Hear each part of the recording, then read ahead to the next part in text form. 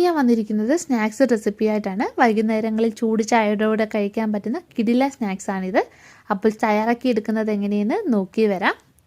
Snacks തയ്യാറാക്കാനായിട്ട് പാത്രം വെച്ചിട്ട് ചൂടായിട്ടുണ്ട്. ഇതിലേക്ക് കുറച്ച് എണ്ണ ഒഴിച്ചു കൊടുക്കാം.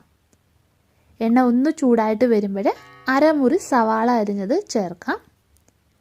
പിന്നെ 2 പച്ചമുളക് അരിഞ്ഞത്. സവാള ഒന്ന് വാടി വന്നാൽ മതി. ഇനി ഇതിലേക്ക് കുറച്ച് കറിവേപ്പില ചേർക്കാം. ഇതുപോലെ ചെറുതായിട്ട് നുറുക്കിയിടുക. ഇനി ഇതിലേക്ക് 1 ടീസ്പൂണ് ഇഞ്ചി വെളുത്തുള്ളി ചതച്ചത് ചേർക്കാം. ഇനി ഇതിൻ്റെ പച്ചമണം നല്ലോണം ഒന്ന് മാറി വരണേ. ഇനി ഇതിലേക്ക് ചേർക്കേണ്ടത് കുറച്ച് കോളിഫ്ലവർ ഗ്രേറ്റ് ചെയ്തെടുത്തതാണ്. ഇത് ചൂടുവെള്ളത്തിലിട്ട് കഴുകിയത് ഞാൻ ഗ്രേറ്റ് ചെയ്തെടുത്തതാണ്. ഇനി ഇതിലേക്ക് നമുക്ക് ചേർത്ത് കൊടുക്കാം. ഇനി ഇത് നമുക്ക് വഴറ്റിയെടുക്കാം. 5 മിനിറ്റോളം നല്ലോണം വഴറ്റിയെടുക്കുക. ഇനി ഇതിലേക്ക് 1/4 ടീസ്പൂണ് മഞ്ഞൾപ്പൊടി ചേർക്കാം. 1/2 ടീസ്പൂണ് മുളക് പൊടി, പിന്നെ 1/4 ടീസ്പൂണ് മല്ലിപ്പൊടി, 1/2 ടീസ്പൂൺ ചിക്കൻ മസാല അതല്ലെങ്കിൽ ഗരം മസാല ചേർത്ത് കൊടുക്കാം. ഇനി ഇത് നല്ലോണം ഒന്ന് ഇളക്കി കൊടുക്കുക. ഇനി ഇതിലേക്ക് നമുക്ക് 3 ഉരുളൻകിഴങ്ങ് ഉടച്ചത് ചേർത്ത് കൊടുക്കാം. ഇത് ഉരുളൻകിഴങ്ങ് പുഴുങ്ങി അതിൻ്റെ തൊലിയൊക്കെ കളഞ്ഞിട്ട് നല്ലോണം ഉടച്ചെടുത്തതാണ്. ഇതിലേക്ക് ആവശ്യത്തിന് ഉപ്പ് ചേർക്കാം. ഇനി ഇത് നല്ലോണം മിക്സ് ചെയ്ത് എടുക്കാം.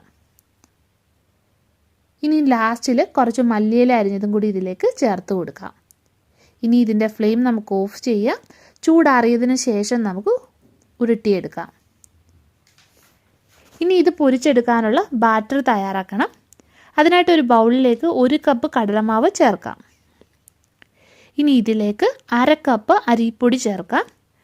നിങ്ങൾ എത്രയാണോ കടലമാവ് എടുക്കുന്നത് അതിൻ്റെ പകുതി അരിപ്പൊടി ചേർക്കുക.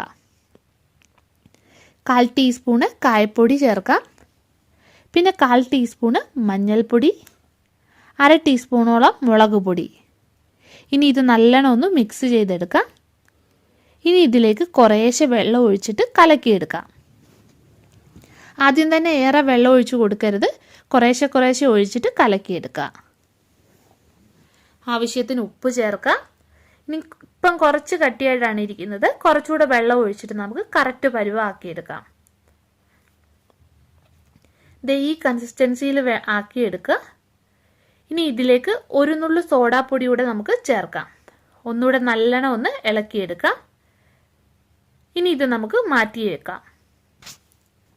അപ്പോൾ മസാല ചൂടാറി വന്നിട്ടുണ്ട്. ഇനി ഇത് ചെറിയ ബോൾസ് ആയിട്ട് ഉരുട്ടിയെടുക്കുക. നിങ്ങൾക്ക് എത്ര വലിപ്പം വേണോ അതിനനുസരിച്ചിട്ട് ഉരുട്ടിയെടുക്കുക. ചെറിയ ബോൾസ് ആക്കി എടുക്കുന്നതായിരിക്കും നല്ലത്.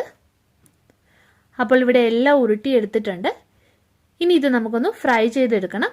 ഇത് ഫ്രൈ ചെയ്തെടുക്കാനുള്ള ഓയിൽ ചൂടായി വന്നിട്ടുണ്ട്. മാവ് എടുക്കുമ്പോൾ ഈ കൺസിസ്റ്റൻസിയിൽ വേണം കലക്കിയെടുക്കാൻ. ഒരുപാട് കട്ടിയാവരുത്, എന്നാൽ ഒരുപാട് ലൂസും ആവരുത്. നല്ലോണം കോട്ടാക്കി എടുക്കാൻ പറ്റുന്ന രീതിയിൽ കലക്കിയെടുക്കുക നിങ്ങൾ.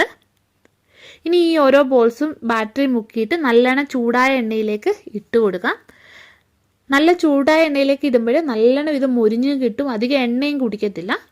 അപ്പോൾ മീഡിയം ടു ഹൈ ഫ്ലെയിമിൽ വെച്ചിട്ട് വേണം വറുത്തെടുക്കാൻ. അപ്പോൾ നല്ല പെർഫെക്റ്റ് ബോണ്ട നമുക്ക് ചെയ്തെടുക്കാൻ പറ്റും. അപ്പോൾ ഇത് നല്ലോണം മൂത്ത് വന്നിട്ടുണ്ട്. ഇനി ഇത് നമുക്ക് എണ്ണയിൽ നിന്നും കോരി മാറ്റാം. അപ്പോൾ ബോണ്ടയെല്ലാം തയ്യാറാക്കി എടുത്തിട്ടുണ്ട്. നല്ല ടേസ്റ്റിയാണ്. ചൂടോടുകൂടി ചായയുടെ കൂടെ കഴിക്കാൻ നല്ല ടേസ്റ്റി ആയിട്ടുള്ളൊരു ബോണ്ടയാണിത്. അപ്പോൾ നിങ്ങൾ ഉറപ്പായിട്ട് ചെയ്ത് നോക്കുക. പിന്നെ വീഡിയോ ഇഷ്ടപ്പെടുകയാണെങ്കിൽ ഒന്ന് ലൈക്ക് ചെയ്യുക, ഷെയർ ചെയ്യുക. അപ്പോൾ നമുക്ക് വീണ്ടും മറ്റൊരു നല്ല റെസിപ്പിയുമായിട്ട് കാണാം.